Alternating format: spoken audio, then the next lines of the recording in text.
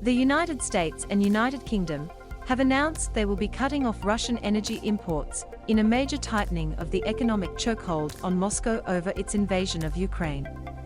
Multinational corporations Shell and BP have followed suit, saying they would halt new oil and gas purchases. The moves mark a crucial escalation in international sanctions against Russia, as Western allies had initially omitted energy from an array of economic penalties imposed in response to the attack. President Joe Biden announced the United States embargo on Russian oil, part of a broader prohibition including natural gas and coal, as his Democratic Party had threatened legislation to force his hand, despite the likely impact on already soaring fuel prices.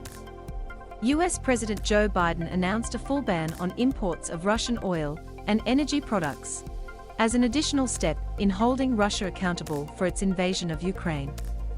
Win McNamee.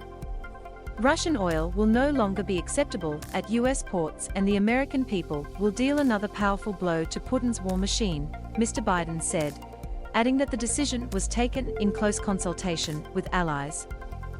Ukraine will never be a victory for Putin, Mr. Biden vowed from the White House, minutes after the UK announced that Europe's second-largest economy would phase out Russian oil imports by the end of the year.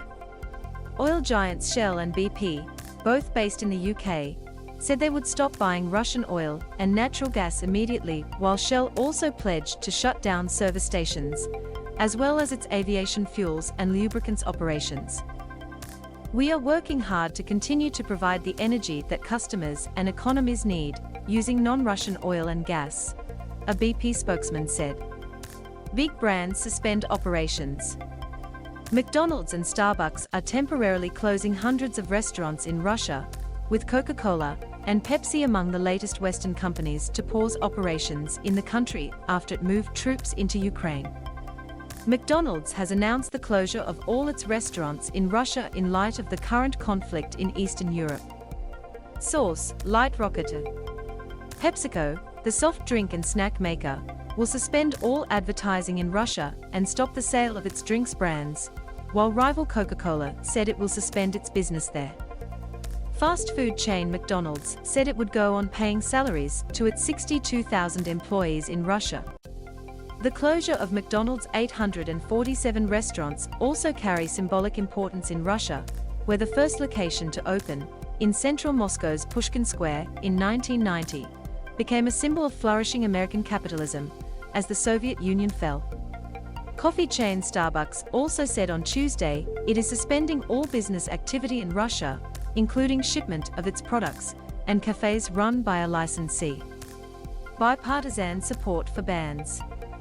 The US ban has support from both parties in Washington, although economists have been divided on the effect of turning off the spigot, with oil prices already soaring above $120 a barrel. Brent crude, the international benchmark, rose by more than 5% on news of Biden's announcement. US Speaker Nancy Pelosi told members on Sunday that the House of Representatives was exploring a ban, as well as ending trade relations with Russia and Belarus, and pushing to curtail Moscow's access to the World Trade Organization. Mr. Biden, initially reluctant, but wary of appearing less tough than Congress on Putin, intervened personally, according to several US media outlets, phoning Ms. Pelosi to ask her to drop the initiative. Ms. Pelosi said House Democrats would press ahead anyway with a vote Tuesday on the ban and other measures targeting the Russian ruble, which continued its precipitous fall to finish the US morning only just above half a cent. Dramatic increases. So far, European Union nations, who are far more reliant on Russian energy than the United States, have declined to take similar action.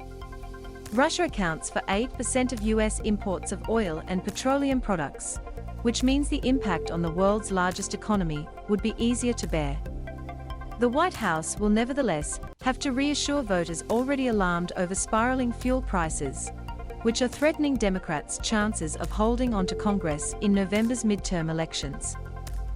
Bottom line is that the USA would feel some impact to the loss of supplies from Russia, but we are in a far better position than Europe, energy analyst Andy Lippo said.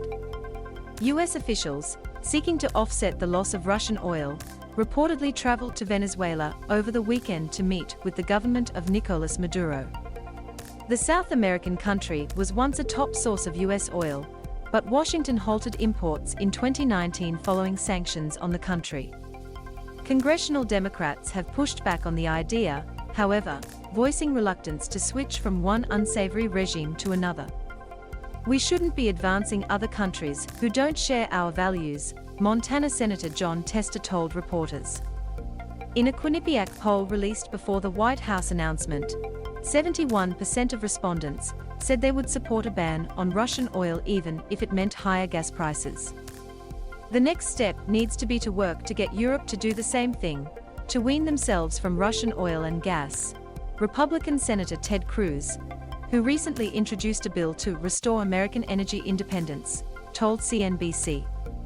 And the way to do that is to have alternative sources, and the obvious alternative sources is the United States.